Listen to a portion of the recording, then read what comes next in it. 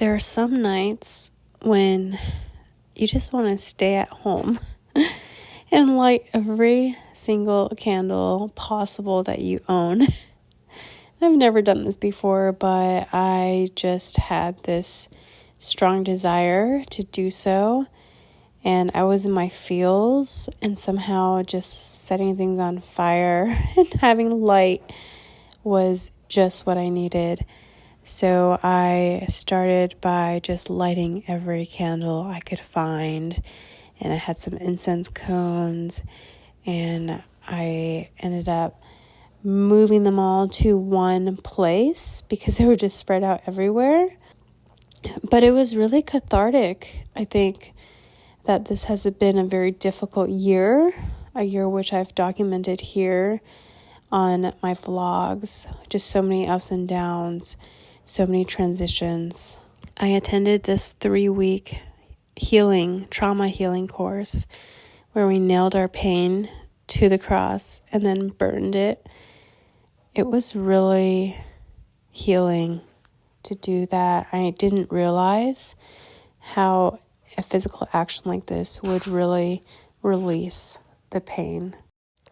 Recognizing that there may be areas in my life where I'm very grateful for the Lord's blessing over me, but there are moments where there are real pain, and to allow myself to feel both has been very healing for me and has been a big internal posture of my heart.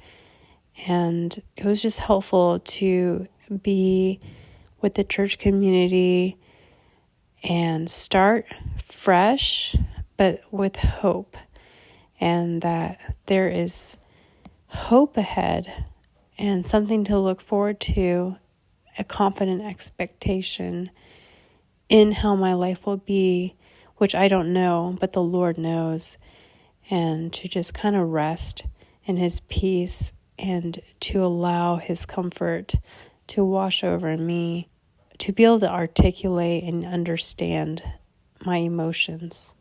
With so much bandwidth on things like that, I was putting off some chores. So I will bring you through my plant propagation and then a dish I made for a Friendsgiving, and kind of take you through an overview of the last month or so as we enter into winter. So thanks for coming with me along the ride. I started plants in a more serious way during COVID because we had all this time on our hands, and I had a friend who kind of walked me through the process. Now, 4 years later, I have plants galore, and I have a bunch of projects that I've just been waiting on, so I'll show you. This plant, I think the container is actually too big, so I'm going to downsize it. And it also is very sad because I've propagated it a ton. This one I found from the street, and it needs to be resoiled. As you can tell, there's new growth on the top, but the sides are just dying because that's what plants do. This one has skyrocketed, and so I'm putting it in a larger container here. Then this one is going to go in this purple one when that's done. This one is going to go in this larger one. This is going to go in this larger one, so forth. And this will go in this black one when it's done. So it's kind of like a lot of coordination. Then I have all of these propagated plants that I've just been procrastinating on. So these have been patiently water bound until I had time, and I will put them in their soil, and I'll find homes for them too. What you do is you take soil and then you put it in your newer container, then you gently take these roots and then you kind of put it in here, and then it's pretty simple, but it is kind of messy, so I like to wait when I don't have my nails painted for this, and I'm gonna get to it. I might show you the result after, not sure. All right, we are at the 30-minute mark. I've propagated this one, put new soil in this succulent, downsized this one. Haven't done this one yet. And then over here, here's a new Norfolk. This one is a new one. They're all new, but I guess if you don't remember what they looked like before, you can't super tell, but that's the progress, and I still have these to do. Believe it or not, used up the whole bag. So this was an entire giant bag. I can't even figure out the measurement, and it is all empty now. 28 liters, I guess, but got this plant, this one, this baby one, and then plants pretty much everywhere. I'm so tired now. Hello, it's been a minute since I've had a time to record. I'm in the process of making this brand new recipe. Don't ask me why I signed up for this. I don't actually know, but I will show you. It's Brussels sprouts, butternut squash, which I've never made before, and I'm gonna roast some pumpkin seeds and then cut up some pomegranate. Okay, I totally forgot to film, so I'll just show you the finished product. And this is Brussels sprouts with pomegranate seeds, roasted with butternut squash. Yum! So I do this thing where I have these spurts of inspiration and I want to try something new, but then it stresses me out because I've never made it before. And then there's this pressure of having to cook for other people, but I survived it and was very pleased with how it turned out. Remember Sparky? Well, I still want a dog.